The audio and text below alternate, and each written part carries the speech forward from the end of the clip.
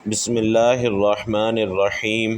بھائیوں اور بہنوں، ارجنٹ پیسوں کی ضرورت پڑ جائے تو سونے سے پہلے 3 اسم اعظم پڑھ لو۔ سارے رشتہ دار پوچھیں گے کہ اتنا پیسہ کہاں سے ملا؟ جھوٹ لگتا ہے تو بے شک آزما کر دیکھ لو۔ جو شخص اللہ عز و جل کے اسم مبارکہ کا ذاکر ہوتا ہے، اس پر اور وہ خود جس کے لیے دعا کرے اس پر مادی اور روحانی خزانوں کے منہ کھل جاتے ہیں۔ محترم ناظرین، وظیفہ سچے دل اور کامل یقین کے ساتھ کریں، جھوٹ نہ بولیں، ہمیشہ سچائی سے کام لیں، نماز کی پابندی کریں، رزق حلال کھائے، کسی کے لیے برا نہ سوچے، غرض کسی منفی خیال کو دل میں جگہ نہ دے، اور اگر ان شرائط کو پورا کرے تو وہ اس وظیفے کو کر سکتا ہے۔ اس اسم پاک کا عمل کرنے کے لیے ایسی جگہ کا انتخاب کرے جہاں پر کسی کا گزر نہ ہو اور دوران عمل اسے کوئی شخص تنگ نہ کرے، اور نہ ہی اس اسم پاک کو پڑھتے ہوئے کسی سے بات کرے۔ اکثر لوگ مجھے اپنے مالی حالات کے بارے میں لکھتے ہیں کہ ان کی نوکری چلی گئی، رزق بند ہے، کاروبار نہیں چلتا، تنخواہ کم اور خرچے زیادہ ہیں۔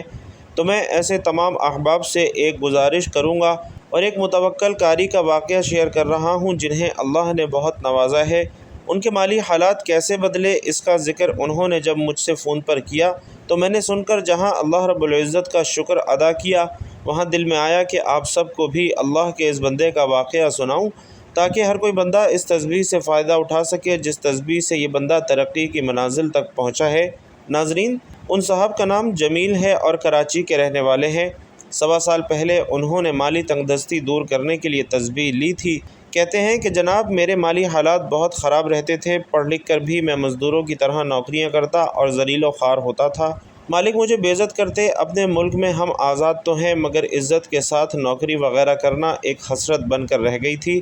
انگریزی میں ماسٹر کرنے کے باوجود میں جس درجے کی نوکریاں کرتا تھا، یہ میرا اللہ ہی جانتا ہے کہ مجھ پر کیا بیتا کرتی تھی۔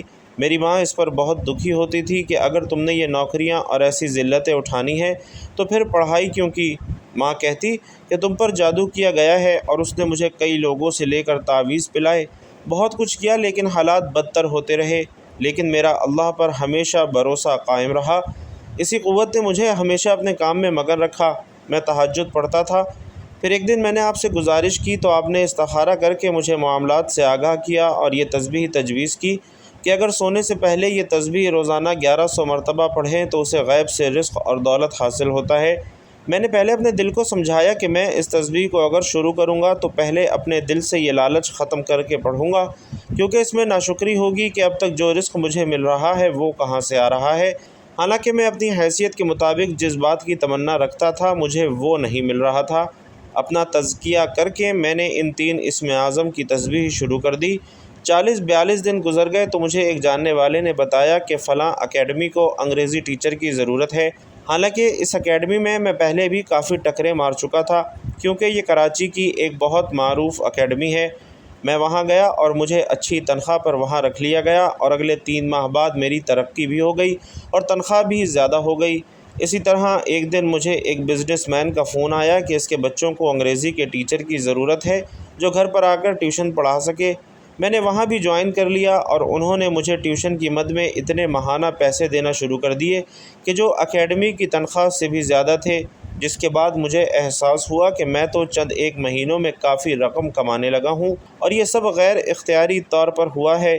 اللہ نے رزق کے اسباب ایسے پیدا فرمائے کہ مجھ پر اس جگہ سے پیسہ آنے لگا جس کی جانب میں نے کبھی سوچا بھی نہیں تھا۔ یہ غیب سے رزق کا وہ دروازہ ہے جو مجھ پر کھلا ہے۔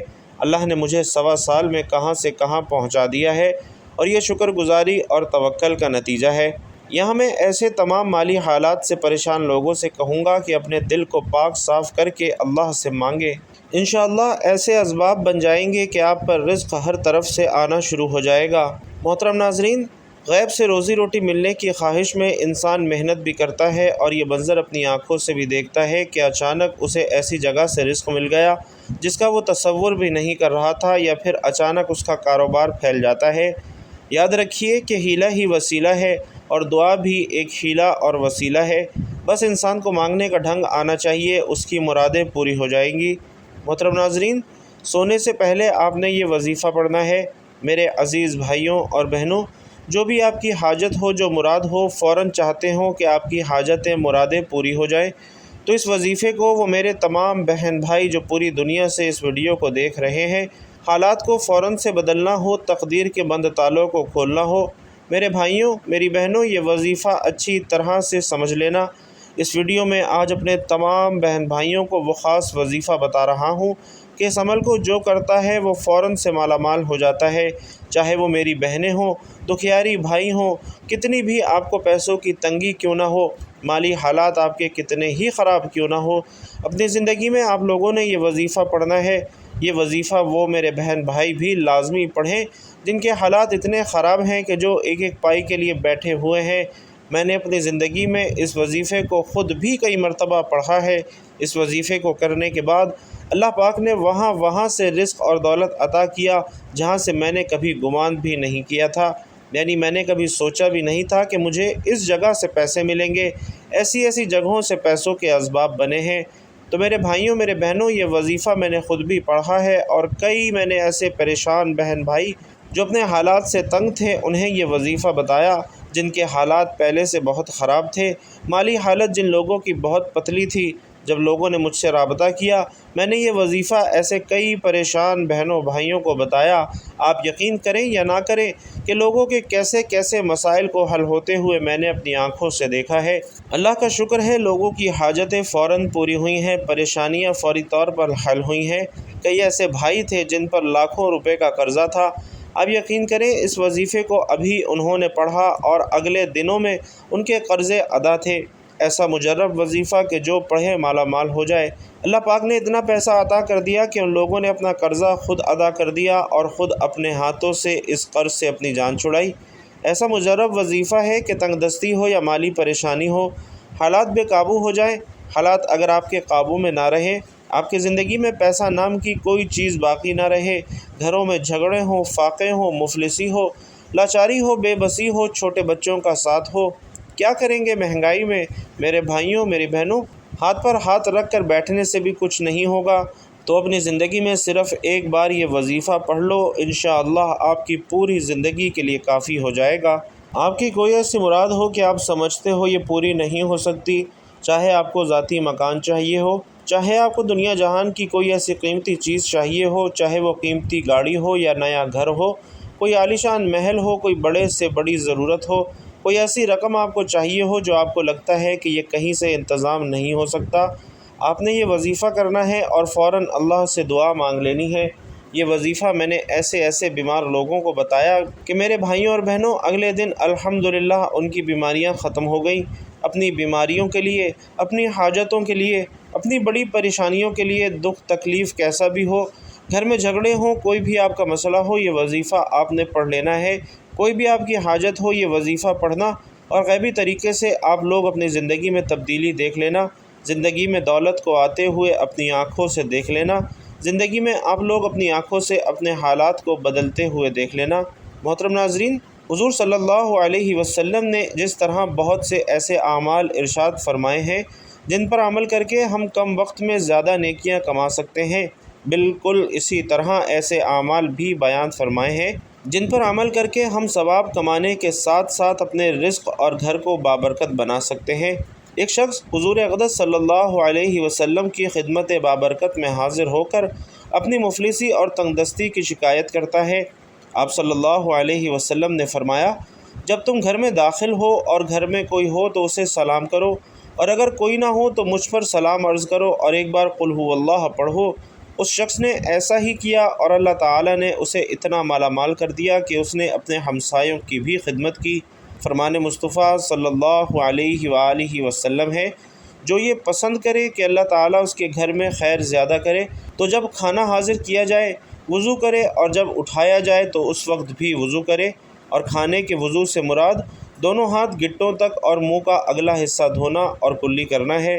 سرکار مدینہ صلی اللہ علیہ وسلم کا فرمان ہے، اکٹھے کھاؤ الگ الگ نہ کھاؤ کہ برکت جماعت کے ساتھ ہے۔ اس حدیث پاک کے تحت حکیم الامت مفتی احمد یار خان رحمۃ اللہ علیہ فرماتے ہیں کہ ساتھ کھانے میں تھوڑا کھانا بھی بہت سو کو کافی ہو جاتا ہے، آپس میں محبت بڑھتی ہے۔ نماز، جہاد، حج، کھانا، غرضے کے عبادات و عادات میں مسلمانوں کی جماعت ہونا بڑی ہی اعلیٰ نعمت ہے۔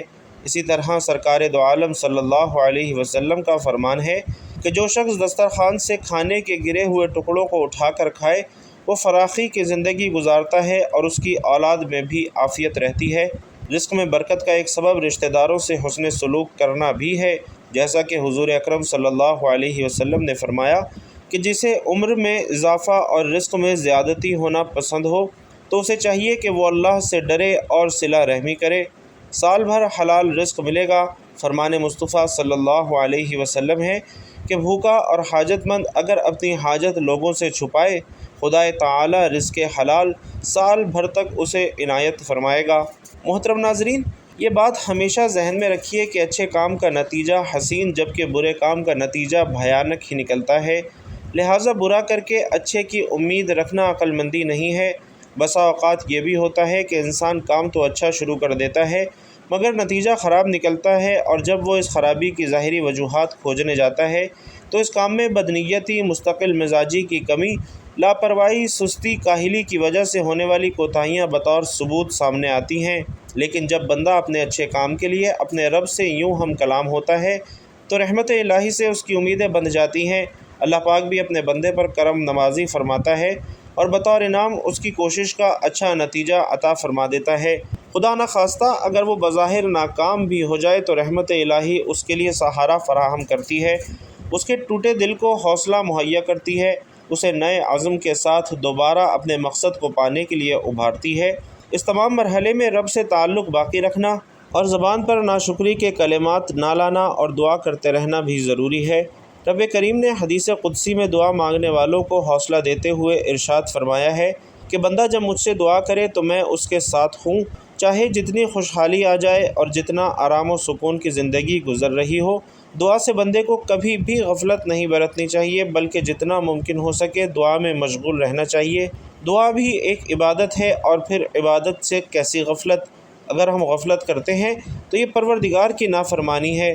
دعا سے جہاں آقا اور بندے کا رشتہ مضبوط ہوتا ہے اور تعلق استوار ہوتا ہے، وہیں اس سے بندہ اپنی بے مائگی اور ضعف، عجز و انکساری اور اطاعت و بندگی کا اعتراف کرتا ہے۔ کوئی مصیبت، بلا، حوادث، بیماری، پریشانی وغیرہ آ چکے ہوں یا ان کے آنے کا اندیشہ اور خدشہ ہو تو آدمی کو فوراً اللہ کی طرف رجوع کرنا چاہیے اور اس پاک ذات کے سامنے ہاتھ پھیلا کر دعا کرنی چاہیے۔ اسے اللہ تعالیٰ کی ذات سے امید رکھنی چاہیے کہ وہ ذات برحق دعا قبول فرمائیں گی اور ان حوادث کو دور اور دفع فرما کر نجات دیں گے۔ ایک حدیث ہے کہ بے شک دعا نفع بخش ہوتی ہے، ان حوادث میں جو آ چکے ہیں اور ان حوادث میں بھی جو اب تک نہیں آئے ہیں، لہٰذا دعا تم پر لازم ہے۔ اے خدا کے بندو، اگر ایک شخص کسی سے کچھ مانگتا ہے تو وہ شخص کبھی دیتا ہے اور ناراض اور غصہ ہوتا ہے کہ یہ بندہ میرے ہی یہاں کیوں مانگنے آتا ہے، کیا اس کو کسی اور کا دروازہ معلوم نہیں؟ اور بسا اوقات لوگ مانگنے والے کو برے الفاظ سے مخاطب کر کے ذلیل اور رسوا بھی کرتے ہیں، مگر ہمارا خالق و مالک، غفار و ستار، رحیم و کریم اور وہاب و رزاق اللہ ہم سے یہ چاہتا ہے کہ ہم اس سے مانگیں اور خوب مانگیں۔ اگر ہم اس ذات پاک سے نہیں مانگتے تو وہ ہم سے ناراض ہوتا ہے۔ جب ہم اس ذات پاک سے مانگتے ہیں تو وہ خوشی و مسرت کے ساتھ نہایت ہی مہربان بن کے اپنے خزانہ غیب سے ہماری ضروریات کا، حاجات کا بہترین انتظام فرماتا ہے۔ ہمیں عزم مصمم کر لینا چاہیے کہ ہم اسی پاک پروردگار کے سامنے دستے سوال دراز کریں گے اور اپنی حاجات و ضروریات کے تکمیل کی درخواست اسی سے کریں گے تاکہ ہم کسی انسان کے سامنے ذلیل اور رسوا نہ ہوں۔ اللہ پاک کی ذات پر یقین رکھتے ہوئے سب سے پہلے آپ لوگوں نے جب یہ وظیفہ شروع کرنا ہے، ایک مرتبہ درود شریف کوئی سا بھی پڑھ لینا ہے، چاہے تو آسان اور مختصر سا درود صلی اللہ علیہ وآلہ وسلم پڑھ لیں یا صلی اللہ علی محمد پڑھ لیں، یا نماز والا درود یعنی درود ابراہیمی پڑھ لیں۔ چونکہ درود ابراہیمی کی فضیلت تمام درودوں میں سب سے زیادہ ہے، پیارے آقا صلی اللہ علیہ وسلم بھی تمام درودوں میں درود ابراہیمی کو ہی سب سے زیادہ پسند فرماتے تھے، اس لیے آپ نے کوشش کرنا ہے کہ درود ابراہیمی ہی پڑھیں۔ ایک مرتبہ درود پاک پڑھیے گا اور درود پاک پڑھنے کے فوراً بعد آپ لوگ جو وظیفہ، جو عمل آپ کو بتا رہا ہوں، ایک ہی وقت میں ایک ہی جگہ پر پورا عمل آپ لوگوں نے پڑھنا ہے۔ 1 منٹ کے اندر آپ لوگ انشاءاللہ پورا عمل پڑھ لیں گے، کیونکہ بڑا آسان سا عمل ہے لیکن بڑا ہی خاص عمل ہے۔ تو سب سے پہلے آپ لوگ اور میرے تمام بہن بھائیوں کو اجازت ہے، جو بھی اس عمل کو کرنا چاہیں کر سکتے ہیں۔ سب سے پہلے 1 مرتبہ درود پاک پڑھ کر وظیفے کا آغاز کرنا ہے۔ خیر و برکت اور ثواب کی نیت سے درود ابراہیمی ایک مرتبہ ساتھ مل کر بھی پڑھتے ہیں۔ اللہم صلی علی محمد وعلی آل محمد کما صلیت علی ابراہیم وعلی آل ابراہیم انک حمید مجید۔ اللہم بارک علی محمد وعلی آل محمد کما بارکت علی ابراہیم وعلی آل ابراہیم انک حمید مجید۔ درود پاک پڑھنے کے فوراً بعد اپنے ہاتھوں میں ایک تسبیح پکڑ لیجئے گا۔ اگر تسبیح نہ ہو تو سیدھے ہاتھ پر بھی آپ یہ وظیفہ پڑھ سکتے ہیں۔ سب سے پہلے آپ نے درود پاک پڑھ لیا، اس کے بعد آپ کو جو سب سے پہلا وظیفہ پڑھنا ہے یہ وظیفہ بڑا ہی خاص وظیفہ ہے۔ آج کا جو عمل ہے اس میں پہلے نمبر پر آپ کو یہ وظیفہ پڑھنا ہے۔ بھائیوں اور بہنوں، ایک مرتبہ درود پاک پڑھنے کے فوراً بعد اس وظیفے کو آپ نے پڑھنا شروع کرنا ہے۔ یہ وظیفہ یا رزاق یا غنی یا مغنی کا وظیفہ ہے۔ تینوں ناموں کو ملا کر پڑھیں گے تو ایک شمار ہوگا، اور اسی طرح پڑھتے رہیں۔ 1100 مرتبہ آپ نے یا رزاق یا غنی یا مغنی کا یہ وظیفہ پڑھنا ہے۔ جب یا رزاق یا غنی یا مغنی کا وظیفہ آپ لوگ 1100 مرتبہ پڑھ لیں تو اس کے بعد درود شریف پڑھیے گا، اور آپ کی جو بھی حاجات ہوں ان کے لیے آپ نے دعا مانگ لینی ہے۔ آپ کی کوئی ایسی پریشانی ہو، قرضوں میں اگر آپ لوگ چاہتے ہیں کہ قرضے فوراً اتر جائیں، تو قرضوں کے لیے، بیماریوں کے لیے، جو بھی مسئلے ہوں ان کے لیے دعا مانگ کر میرے بھائیوں میری بہنوں یہ عمل مکمل کیجیے گا۔ ہمارے گھروں کے اندر بہت سے ایسے کام ہو رہے ہوتے ہیں کہ جن کاموں کی وجہ سے ہمارے گھروں میں بے برکتی آتی ہے، اور یہی کام ہمارے لیے پریشانیوں کا سبب بنتے ہیں، اور ہمارے گھروں سے اللہ کی رحمت اور برکت کوسوں دور چلی جاتی ہے۔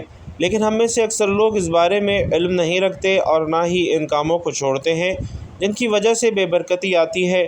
اس لیے ضروری ہے کہ گھر کی خواتین کو ان کاموں سے روکا جائے اور گھر میں سکون حاصل ہو۔ یاد رہے کہ خواتین جب تک یہ کام نہیں چھوڑیں گی تب تک گھروں میں برکت نہیں آ سکتی۔ یہ کام کون کون سے ہیں جن کاموں کو خواتین کو کرنے سے روکا جائے، اور ان کاموں کے کیا کیا نقصانات ہیں؟ اگر یہ کام کر لیے جائیں تو گھروں کے اندر بے برکتی، غربت، پریشانی اور بے سکونی آتی ہے۔ ہم میں سے اکثر لوگ گھروں کے اندر بے برکتی اور غربت کی شکایت تو کرتے ہیں، لیکن وہ یہ نہیں سوچتے کہ یہ تو ان کے اپنے ہاتھوں کی ہی کمائی ہوئی ہے جن سے اللہ ناراض ہوتا ہے، اور جب اللہ ناراض ہوتا ہے تو وہاں سے برکت کی نظر اڑ جاتی ہے، اور یوں انسان کو افلاس اور محتاجی کا سامنا کرنا پڑتا ہے۔ جیسا کہ قرآن مجید میں ارشاد ہے، اور تم پر جو کچھ مصیبت پہنچتی ہے وہ تمہارے ہی ہاتھوں کے کیے کاموں سے پہنچتی ہے، اور بہت سارے گناہوں سے تو وہ درگزر فرما دیتا ہے۔ اس لیے چاہیے کہ ہر انسان اپنا محاسبہ خود کرے اور یہ دیکھنے کی کوشش کرے کہ اس کے اور اس کے گھر والوں کے ایسے اعمال ہو سکتے ہیں جن کی وجہ سے اللہ ان سے ناراض ہے، اور ان گناہوں کی وجہ سے ہی گھروں میں پریشانی اور غربت کا سامنا ہے۔ سب سے بنیادی چیز تو یہ ہے کہ ہر طرح کے گناہوں سے بچا جائے۔ گھر کے مرد اور بچے، خواتین اور بوڑھے گناہوں سے دور رہیں۔ نماز نہ پڑھنا، قرآن پاک کی تلاوت نہ کرنا، حالانکہ ہماری پریشانیوں کی بنیادی وجہ یہی ہے۔ ہم اپنے فرائض کی قضا بھی کر رہے ہیں۔ اللہ تعالی ہمیں 5 وقت کا نمازی بنائے اور نیکی کرنے کی توفیق نصیب فرمائے۔ ایسے نیک اعمال کرنے کی توفیق عطا فرمائے جن اعمال سے اللہ کی ذات راضی ہوتی ہے۔ ہمیں ایسی زندگی گزارنے کی توفیق نصیب فرمائے جس زندگی سے اللہ اور اللہ کے پیارے حبیب صلی اللہ علیہ وسلم خوش ہوتے ہیں۔ دعا ہے کہ رب کریم میرا سنانا اور آپ کا سننا اپنی بارگاہ میں قبول و منظور فرمائے، آمین یا رب العالمین۔ ناظرین کرام، آخر میں آپ سے گزارش ہے کہ اپنے رزق میں وسعت، برکت اور کشادگی کے لیے اللہ تعالیٰ کے 99 ناموں میں سے کوئی بھی ایک نام لکھ کر کمنٹ باکس میں ضرور شیئر کیجیے گا۔ اللہ تبارک و تعالیٰ آپ سب کا حامی و ناصر ہو، آمین یا رب العالمین۔